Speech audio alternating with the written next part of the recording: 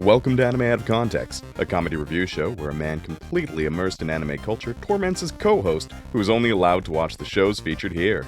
If you'd like to support the show, you can do so at patreon.com/animeoutofcontext. Alongside over 100 hours of exclusive bonus material, all episodes uploaded to Patreon are completely ad-free, even to non-patrons. Thank you for listening, and enjoy. Hello and welcome to Anime Out of Context, the show where I attempt to explain the sometimes weird, sometimes wonderful, but always hilarious world of anime. And a spoonful of spoons help the spoons go down. I'm Sean Rollins. I'm Remington Chase. And Remington, there's something I have to apologize for. I imagine many things, but Well, yeah. it's okay. It happens to a lot of men your age. It's fine. I still had a good time. Oh, you know, I'm just gonna let that one be where it is. We can just set that to the side and just kind of let it ride. It's comfy there. It'll be in the room. You can look at it if you like, but we're just gonna leave it there. Remington, the thing I need to apologize for is it's the month of February. It is. It is, and the closest thing we did to romance was The Girl with Glasses. Yeah. It's not been. Well, I mean, I thought it was really romantic when you did an episode with Dylan. Yeah, that is true. That is true. I thought that was just real cute. Yeah, no, it was incredibly romantic. Save for the part where I was suffering, you know? Like that was... What is love but another kind of suffering? Yeah, well, I mean, it's suffering I usually consent to. That's the big thing. Like, I want my suffering to be brought on by my own decisions rather than a goth man in the next room being like, well, Sean, you're going to be watching this right now. And I'm like, I just don't want to. I just don't want to. And it's going to be... So, is it safe to assume we're covering some romance? It is, Remington. And I figured I would pick a romance anime that, seems to be doing everything right from the outset. Because, Rem, the thing you hate most about a romance anime is, let's say, when they over-sexualize young people, right? Well, that's pretty high up on the list. Yeah, dude, yeah. I don't love that. Well, I got some great news for you, Rem. This cast of characters, they are all adults. All right, good start. That being said, the romance anime about adults have not been successful on this podcast either. That is true. But hey, maybe this is the one that'll change that. And it's also, maybe. And it's also been a while since we've done like a very pure-hearted shoujo anime as well. Okay, all right. So we're doing some romance shoujo. Gonna see some flower petals. Oh yeah, it's gonna be nice and fluffy. There are gonna be some very pretty boys, and romance in the air in a college setting. So they're at least adults, which is nice and helpful. And it's a pretty straightforward show with one little interesting aspect about the main character. Okay, yeah. Yep. The show in question we're going to be talking to is the show we're going to be talking to. Excuse me? That'd be weird. I don't want it to be an interactive... I would feel weird if this is just me talking to, like, a fucking VTuber in some weird blind date. Made all the more uncomfortable the fact that I'm in a happy relationship and I would have no idea how to engage with any of that. Oh, God. That would be amazing to see, regardless. Oh, God. Look. No. No.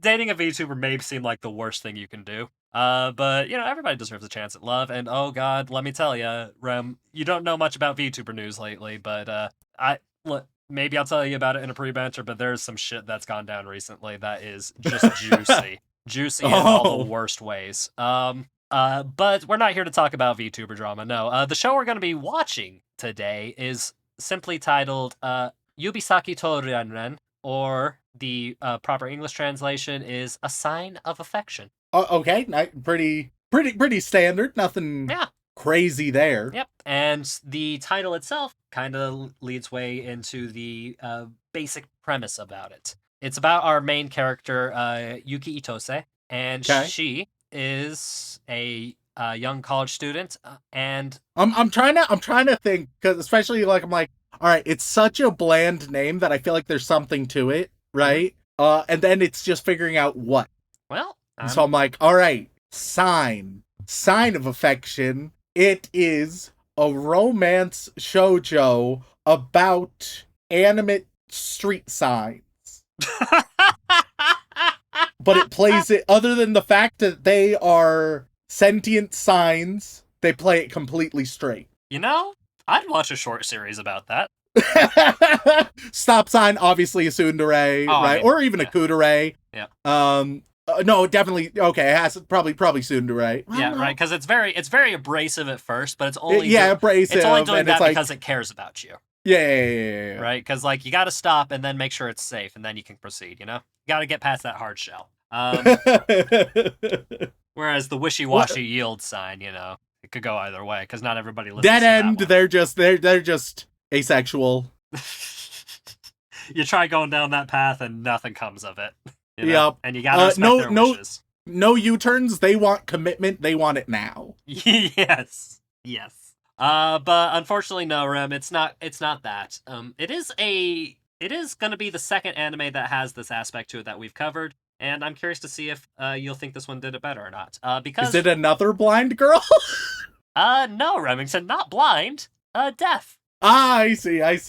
A sign of affection, as in sign language. Okay. Yeah, I knew there was something. Yep. I was just a little bit off. Just a little. Yeah, sentient traffic signs versus, you know, humans with sign language. Completely different. Yeah.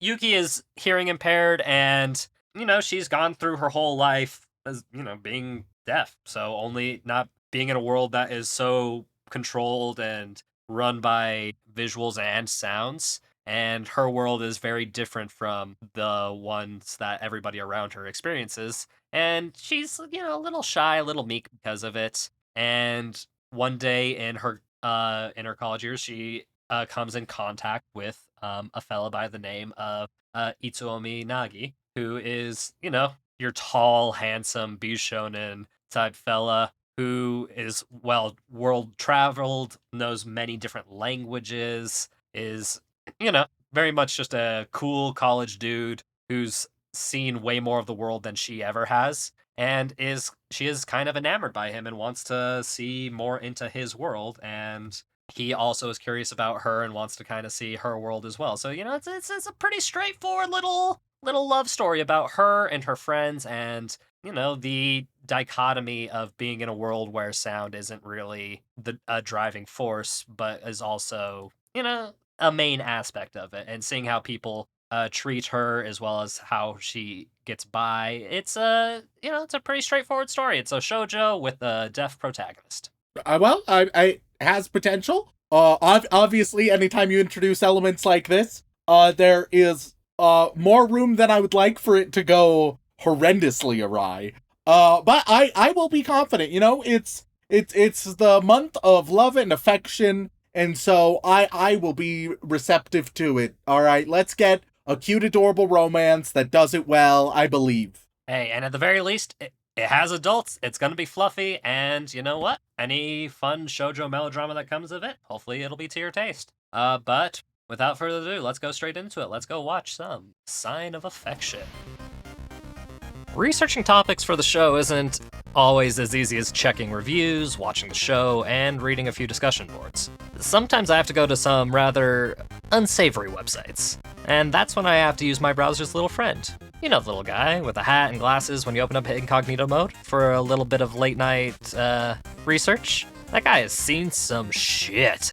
Good thing he knows how to keep a secret. Oh wait, he doesn't. Just take a look at the headlines regarding a recent $5 billion lawsuit regarding incognito tracking. Even with Mr. Incognito on duty, every single thing you've ever clicked on is fully visible to anyone who owns your Wi-Fi. Who's that, you ask? Could be any number of things. Your work, your school's IT department, your parents. If that sounds concerning, you probably need ExpressVPN. ExpressVPN is an easy-to-use app that sends 100% of your traffic through their encrypted servers, so no matter your choice in research or cinema, it cannot be seen by anyone. It's like a super incognito mode that actually works. And speaking of cinema, ExpressVPN also unlocks a ton of new movies and TV shows because you can choose where in the world you want to be, which is very helpful for us because as of late, it's been pretty difficult to access certain websites in Utah. I just had yet another rewatch of the Lord of the Rings trilogy, even though it's not usually available on Netflix. How, you ask? I used ExpressVPN to switch my location to Australia. Fargo isn't on Netflix, ExpressVPN to Canada, and there it is. Cowboy Bebop? French Netflix. Boom. So easy. I can literally go to more than 100 different countries and watch basically whatever I want on any streaming platform. Plus, ExpressVPN works on all my devices. I can use on my phone, TV, computer, whatever. So I can watch whatever I want. Everything from Netflix to OnlyFans without the world knowing about it. I love ExpressVPN so much, I even got them to give you an incredible deal. If you use our special link, expressvpn.com/AOOC, you'll get 3 extra months completely free. That's expressvpn.com/AOOC to help support the podcast and get 3 extra months of ExpressVPN absolutely free. And we are back after watching 4 whole episodes of 2024's A Sign of Affection. And Remington, did this scratch the romance itch that you've needed all month, even though that this episode is probably actually coming out right after February ends? But it's fine. It's fine. It's fine. We didn't do a proper Valentine's Day special because, our anniversary and whatnot, but this is close enough, right? Hey, any episode that has us in it is a Valentine's Day special, all right? More fuel for the shippers, I see. But Remington, did this show do better than other shoujos that we've covered in the past, or is this just another fluffy fua comfort show to watch pretty boys crushing over a girl type of thing? Bit of column A, bit of column B. Okay. So, first episode, we open up a little bit of introspection about the snow outside and whether love is like snow. It's shoujo, you're gonna get a lot of that. I mean, the main character is called Yuki, which is snow in Japanese. So I don't know if you caught that. Oh, yeah. man. Yeah. Look, man. The show ain't subtle at any point. It's a cotton candy show, but it's a cotton candy show with an adult cast, which I can appreciate. Yes, very much so. So we have the meet cute moment where our protagonists meet one another, right? And later on when Yuki is chatting with her friend Rin, she chats about this mysterious man because she knows that they're like friends and stuff, and finds out that it's Itsumi. So Yuki crushing hard on Itsumi. Meanwhile, Rin, the friend, is crushing hard on Itsumi's boss. Sure, why not? They go to the cafe together so that they can see the two gents and just eyeball them a little bit, right? Mm-hmm. And there's just a handful of moments that they all share. The show has a lot of really fun facial expressions, which is very nice. Adds a lot of personality to it. That being said, overall, I like the variations of art style. One negative is when it gets weird CGI and looks, it's like reminiscent of what I've seen of Ruby in some moments, which is very weird and also not great because that's a budgetary difference right there. Yeah, no, I mean, because the only Ruby you've seen is fucking OG early Ruby. Yes. Like, that's, yeah. So yeah, it's not so common that it's much of an issue, but it is definitely noticeable. Yeah, it's just a little bit jarring every time. But they all have some fun at the cafe. Some foreigners enter the cafe, and Yuki is aware of how Itsumi interacts with them, but also doesn't know like what they're talking about. Not only because there's a language barrier, but because she obviously can't hear them. Then she's thinking about asking Itsumi out, but she doesn't. Fortunately, Itsumi is like, hey, I can walk you guys home. And Rin is like, actually, you know what? I'm fine. I'm totally good. But Yuki would love you to walk her home. Because Rin knows her role, all right? She knows what she's doing here. I mean, you gotta have a good wingman. And, yeah, exactly. And Rin is gonna be that for Yuki. Oh yeah. So Yuki and Natsumi, they go home, they share contact info. And like basically at the end of the first episode, they more or less casually express their feelings to each other. It's not outright and overt, but it's obvious enough. Yep. Which is a bold move for a shoujo to make in its first episode. Usually they like to spend 10 episodes doing nothing, then they get together. Nah, see, Rem, this is modern shoujo, where they actually make progress. Like, they'll make some big steps of progress, and then fluff about for a little bit, because you still gotta have some of that fluffiness. I mean, shoujo is cotton candy in a lot of ways, especially shoujo romance. Yeah, for sure. One thing I do like with this first episode is just with Yuki, because Yuki is more or less a silent protagonist, right? Mm-hmm. It forces the creators and the artists to add character to her movement and physicality as well, which I appreciate, because that is an element that is almost always forgotten about in any show, but especially anime that I've seen, where it's just like, yes, every character model looks basically the same in the same pose, doing the same stuff, and it's like, So it's nice to see a little bit more of an emphasis there. Mm-hmm.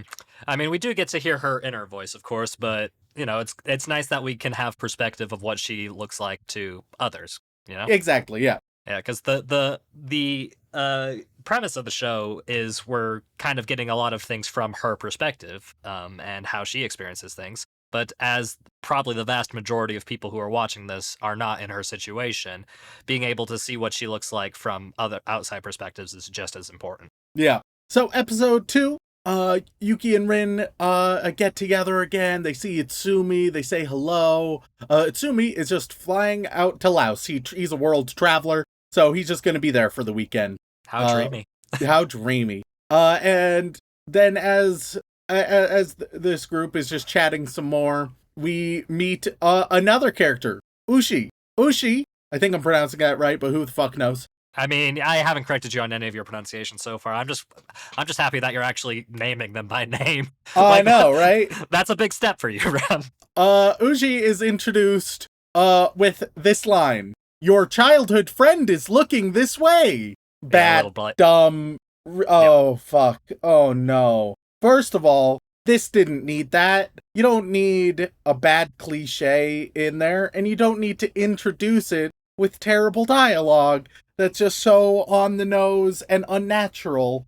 Yeah, because, like, literally, like, if they had cut that line of dialogue completely, it would have been fine, because we could have, like, inferred that they were childhood friends based on how they interacted. Oh, yeah, or just, like, keep fucking watching. It's pretty easy to, like, you'll assume, and that will be confirmed. Like, yeah. But then even, Ushi could just be removed as a whole. Mm-hmm. It's trying to do a little love triangle thing. Yep. Of course. It does so terribly because Ushi is an asshole. He's a fucking jerk, my dude. So he can hear, but because his sister was deaf, he learned sign language, and so he's able to communicate to Yuki in that way, right? But he is wildly possessive. He is wildly entitled.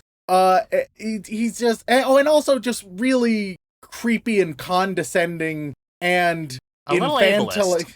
Yeah, he's very ableist. He's very infantilizing to people who are deaf, which, and this is going to get into an overarching problem. I don't think that that's what the show thinks it was doing with this character. I think when Ushi is saying things like, oh, they deaf people, they just need to be kept safe, away from all the dangers, they need to be protected, blah, blah, blah. I think that the creator thinks that's a sympathetic point to make, or worldview, and watching the show, it unfortunately, it's not just Ushi who's infantilizing to those with disabilities. It's also just the kind of the show itself, which ain't great. It's nice to have representation. Fantastic. It's different. It's nice when this happens so that it's out there and that it exists. But when you portray the character often as just, a somewhat helpless cliche a lot of the time, and you don't earnestly grapple with a lot of the lived realities to the degree that maybe you should. At times it can feel like the deafness is almost just an aesthetic choice for this anime, and certainly not all the times. There are times where it does make good, interesting decisions, but there's more exceptions than I would like to that.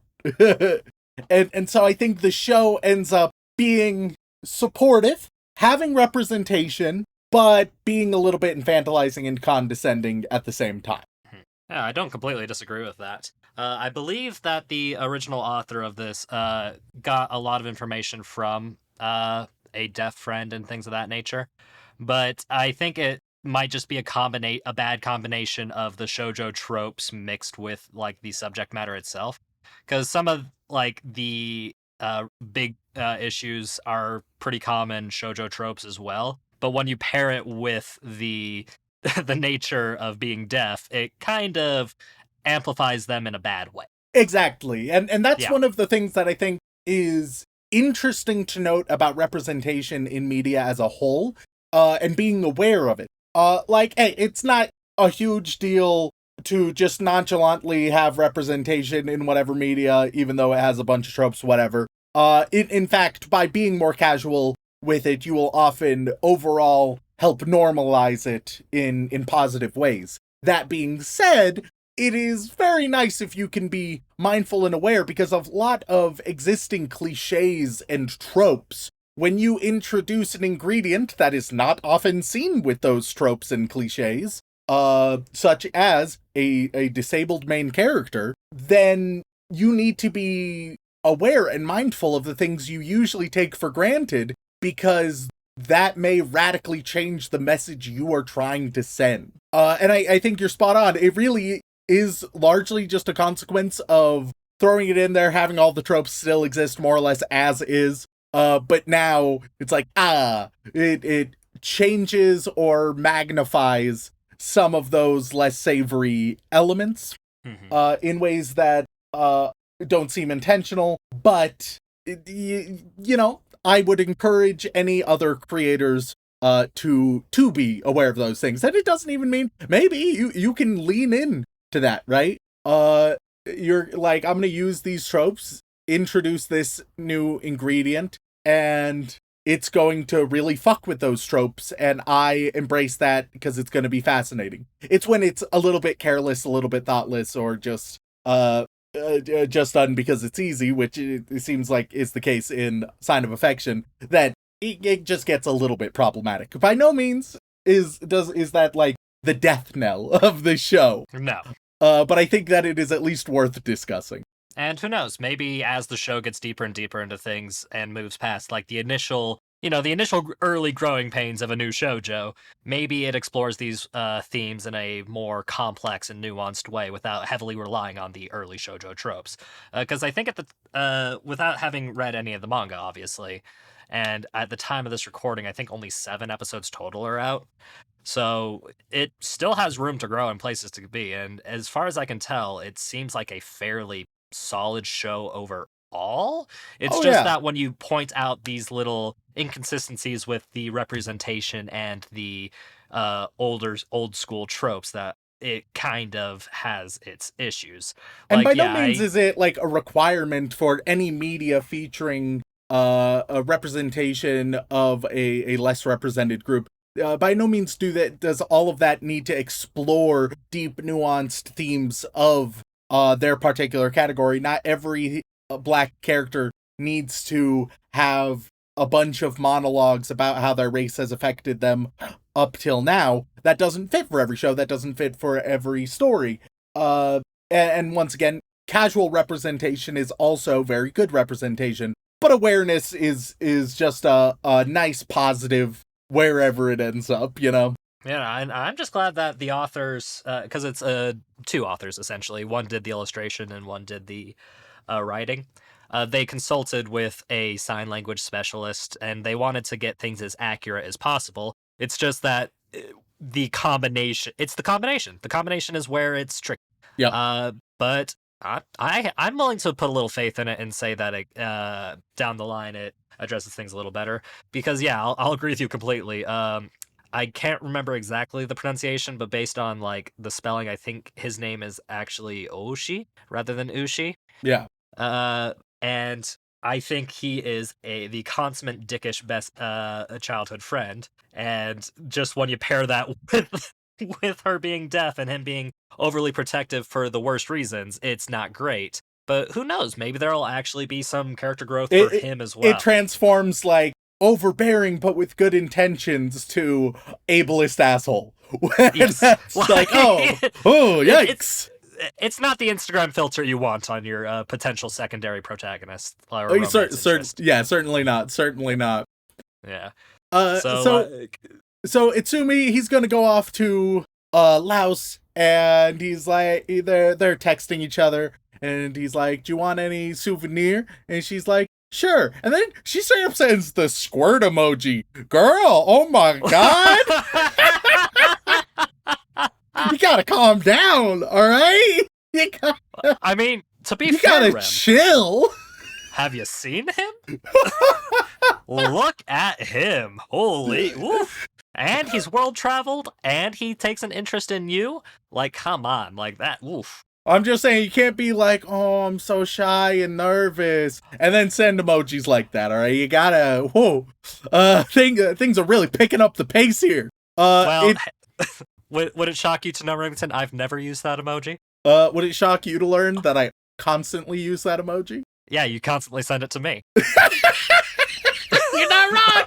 I'm aware! You're not wrong! That and the heavy panting emoji. Like, those are the two most frequent emojis I get from you.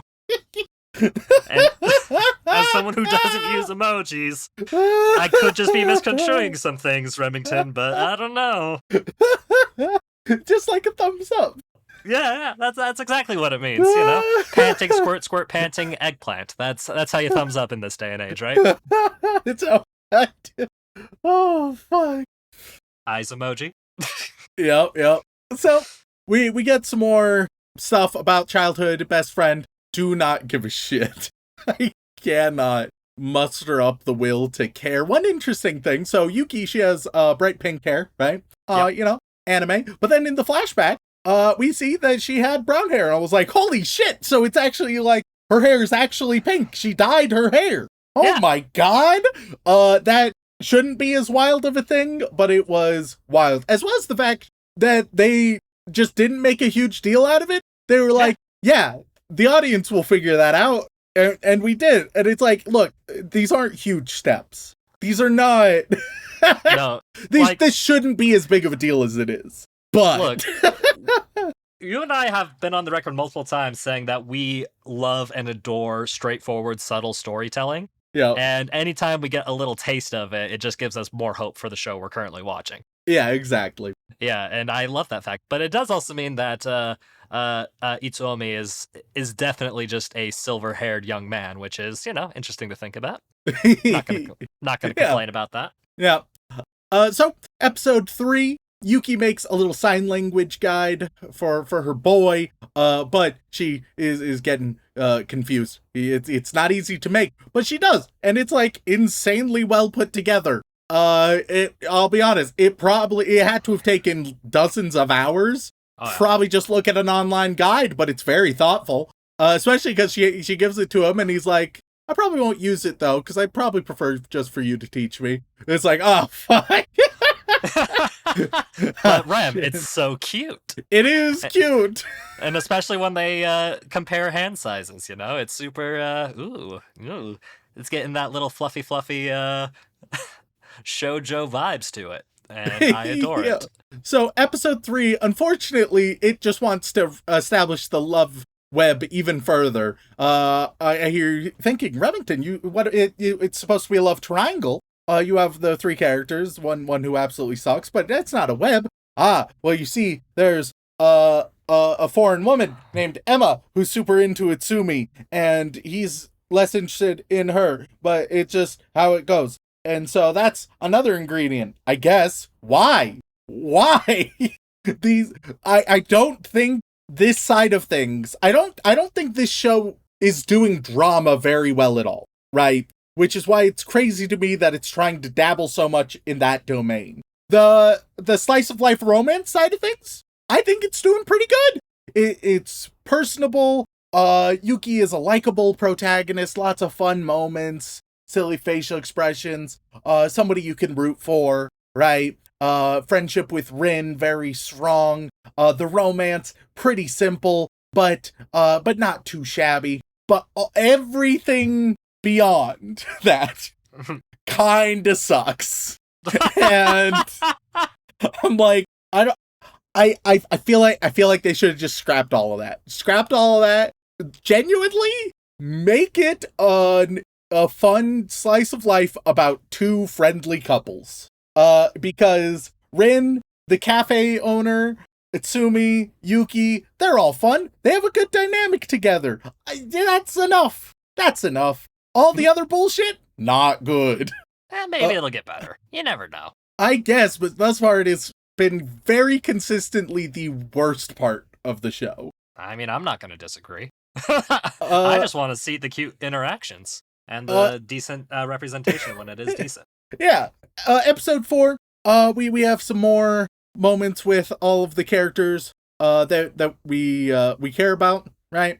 Some more weird best friend drama. Some of the other characters, the cafe owner is a little bit nervous and hesitant about the budding romance between Yuki and Itsumi, because he's like, look, I know my boy Itsumi, a lot of girls fall for him, but he's kind of focused on other things right now. I'd love for this romance to happen, but I don't know if it's gonna, and I don't want anybody to get hurt.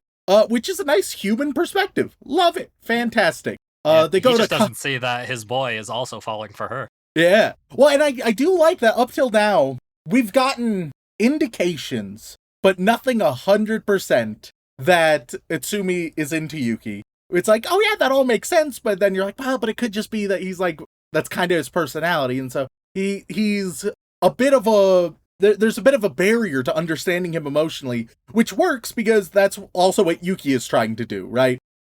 But yeah, he's obviously falling for her as well. They go to Costco, all four of them, have a great time there. I think this is the first time we've seen anime Costco. I know, it's normally it's anything else, but I'll take it. The amount of whack Donalds I've seen. So many whack Donalds. First Costco. Yeah, I want more Costco representation in my anime. Or Wham's Club, if you prefer.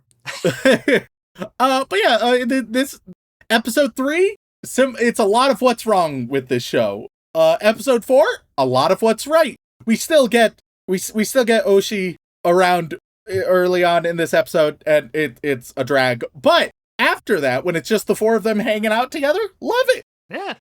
Genuinely, I feel like maybe what I want isn't this show. What I want is a movie adaptation of this show that just really focuses on the four characters, right? Here's what it is. It's just the four of them. They're you can just have like a little like summer vacation movie with them, right? In line, I'm totally thinking of when like a Cartoon Network or something would do those cartoon hour-long movies, right? And they were the hypest shit in the world.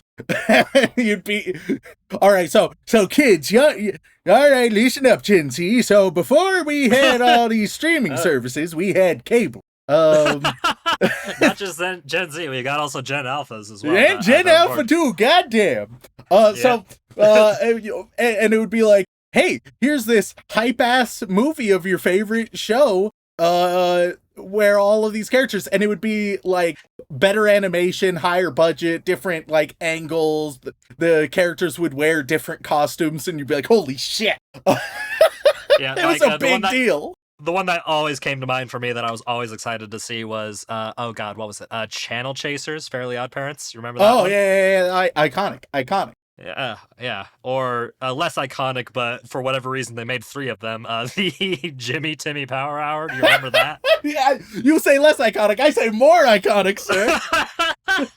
that is ingrained in my childhood now. I'll be honest, I think I only remember the general plot to one of them. Because it was weird because each one had like multi-parts and it was weird. Anyway. Yeah. But that's what I'm picturing. And then you could have like a little bit of drama, but the focus is mostly on them just like interacting together, and that's more so what I want from these characters. You're not interested in the tropey shoujo drama. You just want to see the cute little relationships unfold. Yeah, I want just to see the dynamics between the four people that I give any amount of shit about, and kind of fuck everything else. Like, and you just want to see Oshi get hit by a truck. That's it. Yeah. I see. Fair. And so I do think that might be, because thus far, despite trying to introduce more dramatic elements, I mean, there's not much of a plot in the show. It's just standard shoujo fare. They're getting together, cool. And they front-loaded a lot of that. Once again, by the end of episode 1, both characters have a pretty good idea that the other one is at least interested in them. Mm-hmm. Right? And so it's like, all right, so where do you go from there? And I'm fine if it's just, let's see how their relationship blossoms with some friendly characters. That's an acceptable answer. A less acceptable answer is, oh, but you know, what about they could end up, Itsumi could end up with Emma, you know, who knows? And then maybe Yuki ends up with Oshi, and you're like, no. First of all, never gonna happen. Second of all, I don't care about them. Yeah, no. Look, if you want to introduce alternate romance options, you gotta make them seem at least a little appealing. Just a little bit, because I haven't mentioned much about Emma because she's been sidelined from the onset. But she's the one foreigner introduced that is interested in Itsumi, and she's not even a full foreigner. Like, I think her full name is like Emma Natsuki or something like that. Yeah, Nakazono, excuse me. She's just annoying. She shows up drunk and is like, Itsumi, fuck me. Bold strategy, Cotton. Let's see if it pays off. And then one thing I do appreciate about Itsumi is that he is a gentle asshole, but he knows it. He owns it, right? Yep. Where he's just, anytime he interacts with Emma or Oshi, he's basically just like, instead of accepting that this love rivalry bullshit is going on, he's more or less just like, shut up, let's be done with this. I do not give a shit. Let's move on. Yeah. We respect a good, strong kudere man. Don't tolerate the bullshit, all right? That's just advice in your day-to-day life, all right? Look, don't engage or interact with people who are filled with drama and bullshit. It's just not worth it, all right? Except for the times you get dragged into the drama and bullshit, then it's great for storytelling time later down the line. Well, it's great for storytelling time. It's not great to be in it. You gotta set those boundaries. Keep it. You can have friends who get into a bit of drama. But you want to establish distance and boundaries sufficient that their drama doesn't bleed over. All right. Mm-hmm. And if it starts bleeding over, then you gotta handle it then and there before it becomes a problem. Because if you don't, oh, buddy boy, you're fucked. So many times people will like come up to me asking me for advice, you know, the great old Remington. You are a sage amongst our friends, aren't you? And sometimes when people are asking for advice, and they're like, what would you do in this situation, Remington? I have to give them the very unfortunate answer that I wouldn't find myself in that situation. Such a cop-out answer, but it is very accurate. But it's true. It's like, I would have removed myself 10 steps ago. It's like when you're watching a horror movie, right? And you're like, oh man, all right. So now that you're here, well, what would you do? And I'm like, I wouldn't have walked down into the basement following a demon-possessed girl. I wouldn't have done that. So I wouldn't have get caught up in all the rest of it. I would have been done. I would have been safe. Well, the question is, what kind of demon-possessed girl are we talking about? You know? It's a bunny girl MILF, so you're fucked. I'm getting drawn in no matter what. Yeah. That's it. Yeah. That's it for me. I'm the comic relief who dies early. Is that what you're saying? It is. Oh god, and you're the last girl, or the very clever guy who gets out fucking immediately. Those are the only options. Yep. Yep. I'm either not in the movie or I'm just throughout the entire movie. Yep. Those are the two options. Like, it's not very Cabins of the Woods of you, but you know, If I'm the one who leaves first, there is a chance that I come back with reinforcements and then die ironically from the actual final girl, right? Because they think I'm the killer or blah blah blah. Yeah, it's like, oh, he disappeared early. That must mean he is the killer. That kind of thing. It's like, hey, I brought back health. Stabbed immediately. Yeah. That would be the tragic end to you in a horror movie. Or you would just survive because, you know. But apparently I'm dead no matter what. That's what's been established. Yeah, I look, I don't think you have much of a chance. Especially when pretty girls are involved. Yeah. I see. But thankfully, that never happens to me, so I don't have to worry. I'm right here for you, Sean. Yeah, but I love you, buddy. I really do. But you're not the prettiest girl to me. Wow, the audacity. Hey, I'm not saying you're not a pretty girl, but you're not the prettiest girl. You know?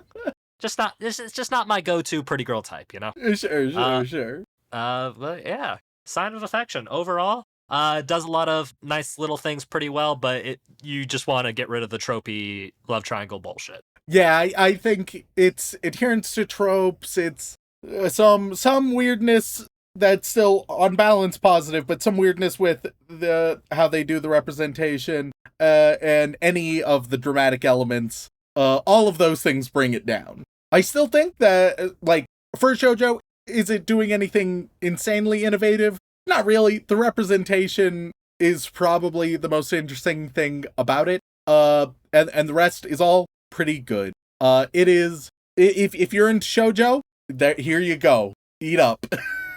You're gonna be eating well. Yeah. It is quite good cotton candy. Yep. Premium, if you will.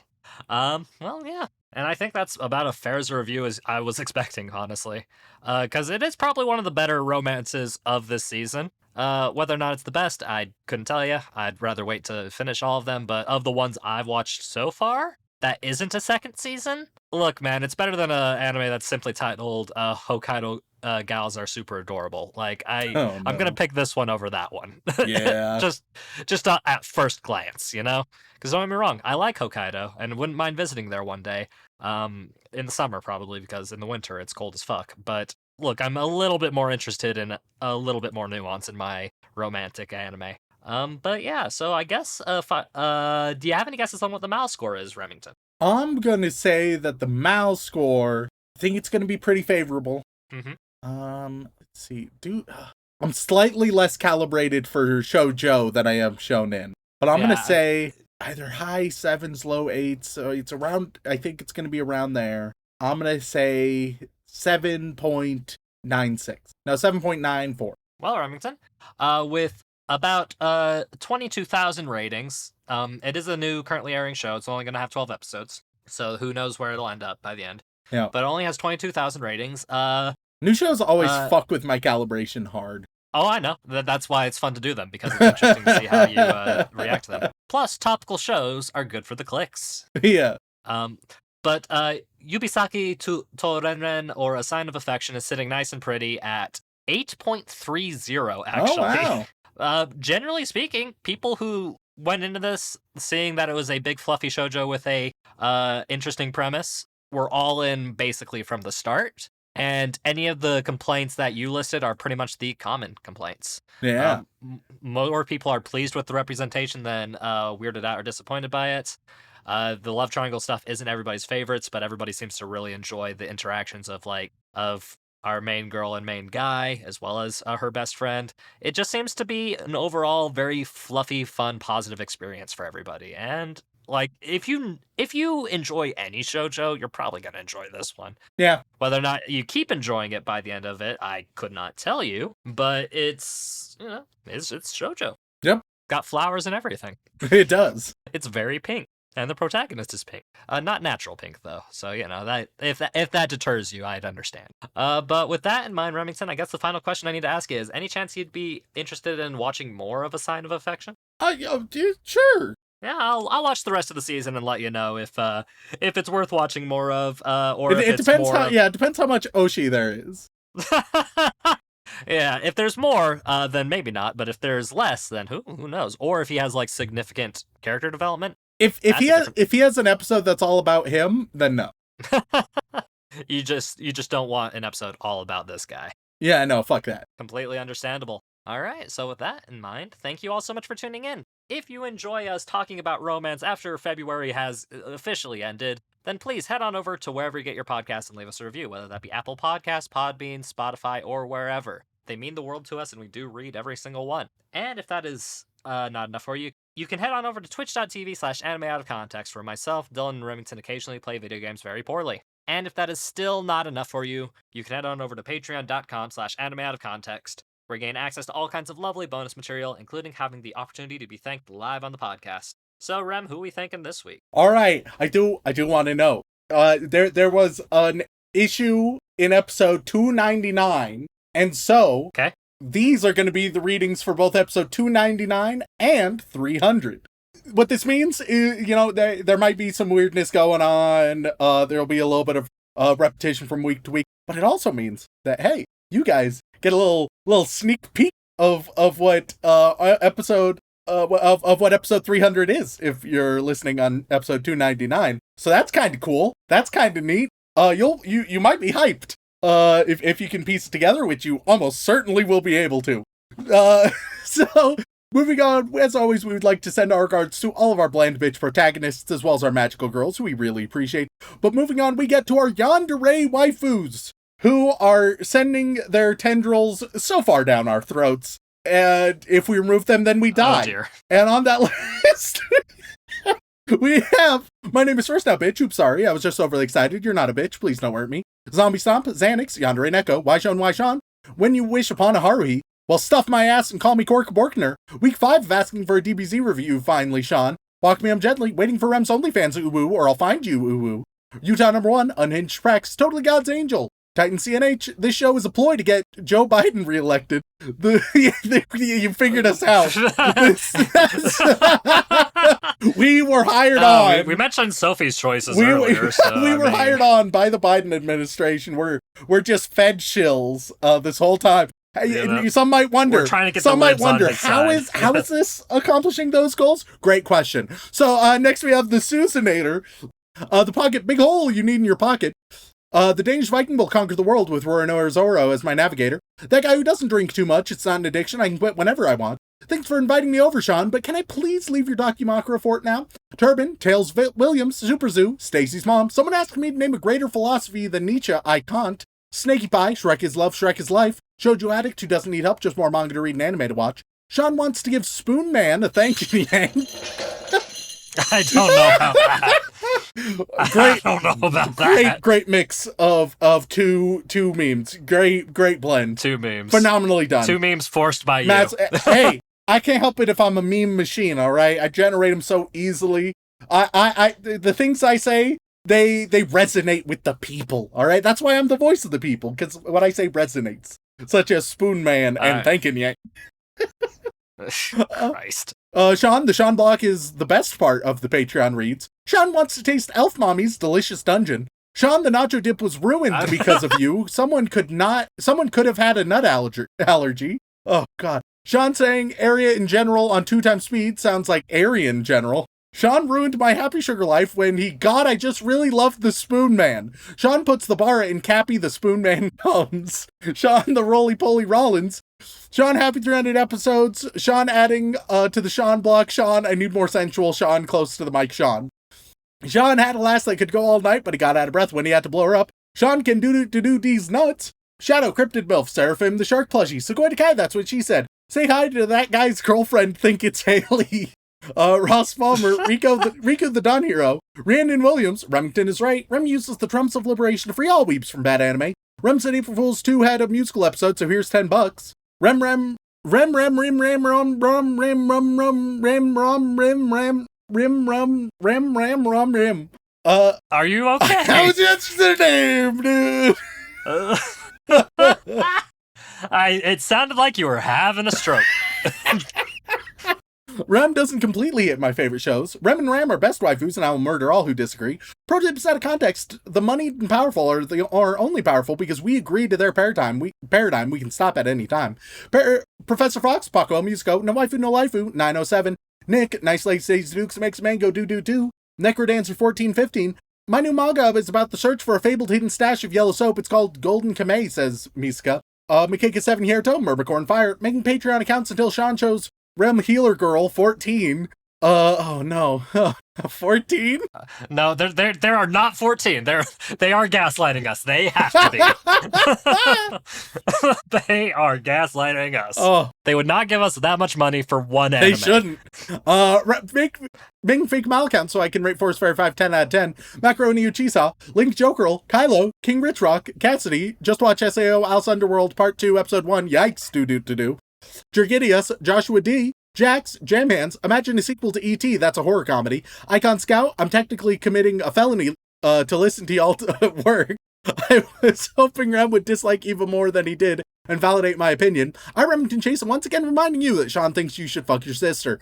Glenn Michael Dolan, Ginger Weeb, Furble the Merble Durble Shaburble, Fantide, Esteban Espino, Erica McCorkle, Edgy Awkward Girl, born and raised in a Roman Catholic household, and Castlevania is a work of art. Dungeon Meshi is almost as good as SAO. Yikes. Do, it's Spoon Man. Domo, Dillian looks like modern Nathan Explosion. Daniel Riot, Daddy Rem, tell me a bedtime story. Countrified Goth has emerged from her depression cocoon and decided to change her name.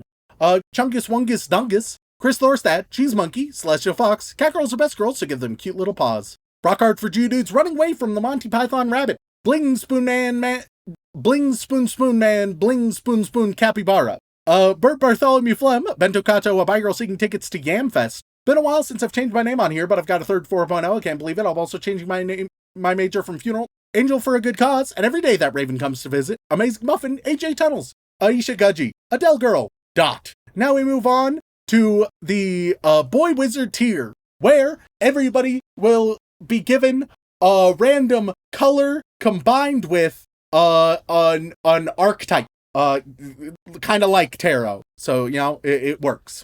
Okay. Who does Sean like more, Judy Hopps or Elf Milfs? You get the Beige Addict. Start off weird. Viper, you get the Jet Black God. Vincent Calabrese, you get... I think that's just what we call Dylan in private time. You get the Pine Green Prince, which actually kind of works. That's pretty solid, actually. That's a D&D thing. I'm gonna just write that down. Yeah.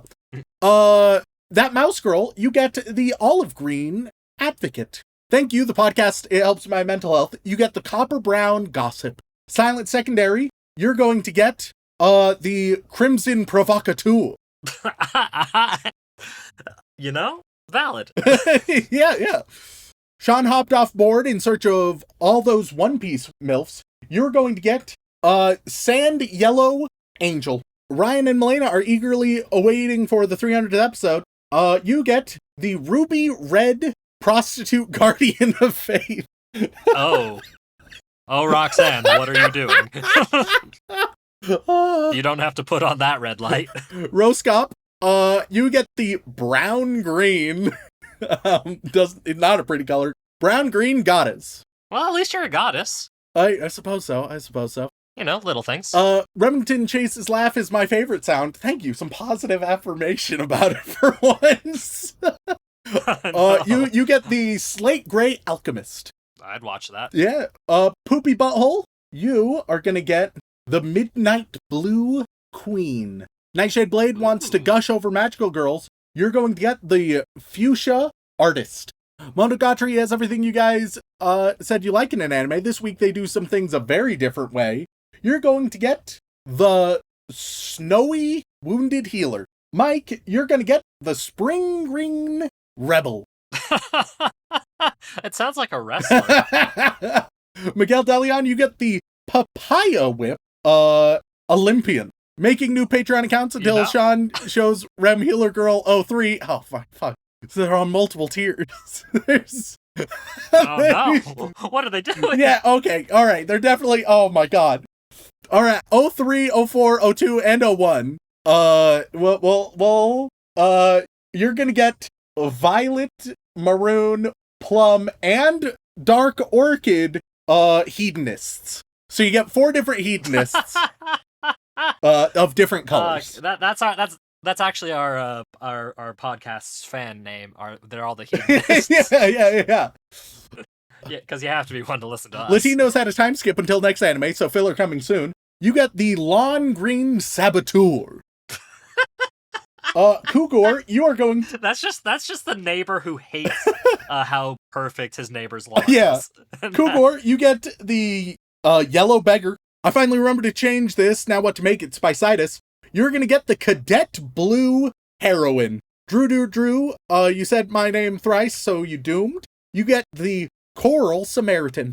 Crowskirk, you get the Aquamarine Holy Fool. Crimson Reapers, just because of the scythes, you're gonna get the Navy Liberator. Carver 271, you're gonna get the Goldenrod Knight. Blood Cell, not the protein shake loving, gym addicted, always angry white ones, the gamer sups guzzling angels, the red ones. You're going to get the Dim Gray Judge. Bling bang bang bling bang bang bling bang bang born, bling bang bang bling bang bang bling bang bang born. You are gonna get the Seafoam Mediator. Beethoven 1201, you're going to get the Indigo Martyr. Oh, that's unfortunate. Anonymous, you get the Peach Puff Mystic. Anime mashup of the week, The Girl I Like Forgot Love is War. You get the Linen Bullion Coward. Animated Z, you get the Bisque Entrepreneur. I too feel like a bisque entrepreneur. I love a good bisque. Second to none, you get the Orchid Philosopher.